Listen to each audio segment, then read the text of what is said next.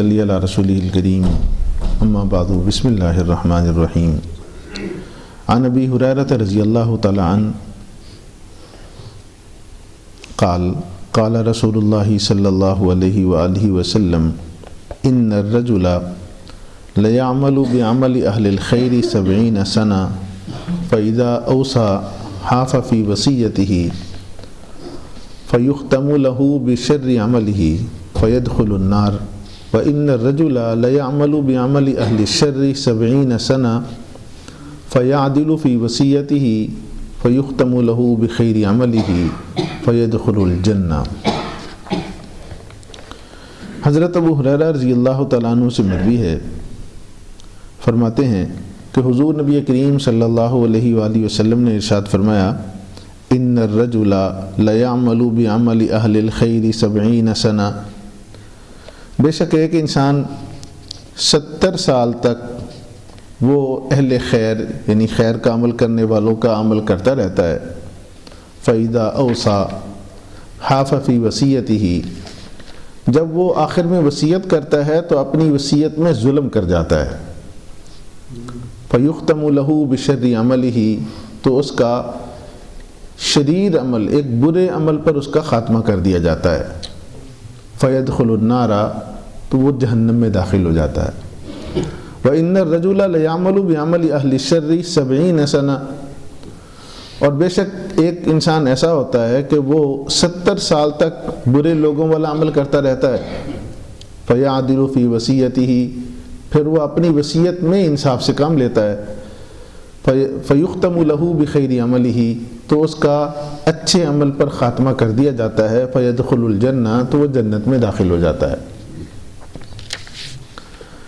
حاصل روایت کا یہ ہے کہ ایک آدمی کی ظاہری زندگی یعنی 70 سالہ زندگی اس کی وہ نیک اعمال پر گزر رہی ہوتی ہے، نماز بھی ہے، روزہ بھی ہے، حقوق اللہ بھی ہیں، حقوق العباد بھی ہیں، لیکن چلتے چلتے آخر میں وہ کوئی ایسی وصیت کر جاتا ہے جس سے دوسرے ورثہ پر ظلم کر کے جاتا ہے۔ جیسے عام طور پر ایسا ہوتا ہے کہ کوئی انسان لاولد ہے،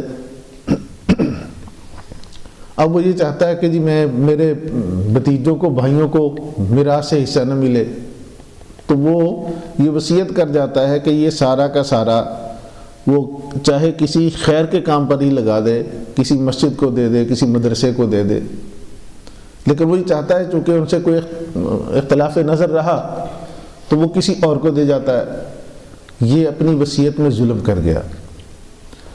اسی طرح وصیت میں ہوتا ہے کہ وہ اپنی بیوی کو دے گیا، اس کے نام لگوا گیا، میرے بھائیوں کو نہ جائے اس میں سے، تو یہ بھی وصیت میں ظلم کر گیا۔ دے سکتے ہیں زندگی میں، لیکن کچھ حصہ آپ کی میراث کا جو آپ کے مرنے کے بعد بٹے، ایسا ہونا چاہیے جو ورثہ میں تقسیم ہو۔ اس طرح صفائی نہ کر کے جائیں کہ آپ کے ورثہ کو کوئی چیز نہ پہنچے، تو یہ اس کی نیت میں ظلم ہوتا ہے۔ اب دیکھو وہ فائدہ پہنچانے چاہتا ہے پچھلے والوں کو، اس نے اپنے بیوی کو پہنچا لیا یا کسی اور کو پہنچا لیا، دوست کو پہنچا دیا، اصل ورثہ کو محروم کیا، تو ان کو تو فائدہ ہوا لیکن قبر میں جوتے اسے پڑیں گے۔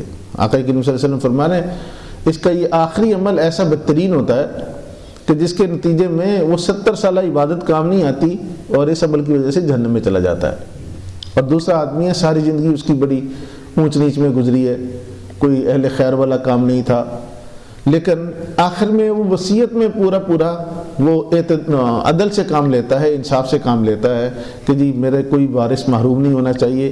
ہمارے ہاں یہ بھی ظلم ہے نا، بہنوں کو نہ دینے کا، بیٹیوں کو نہ دینے کا، یہ بھی ایک ظلم ہے کہ اس طرح سے تقسیم کرتے جاتے ہیں کہیں بیٹیوں کو نہ چلا جائے۔ کیا وہ آپ کی اولاد نہیں ہے؟ کیا صرف بیٹے ہی اولاد ہیں؟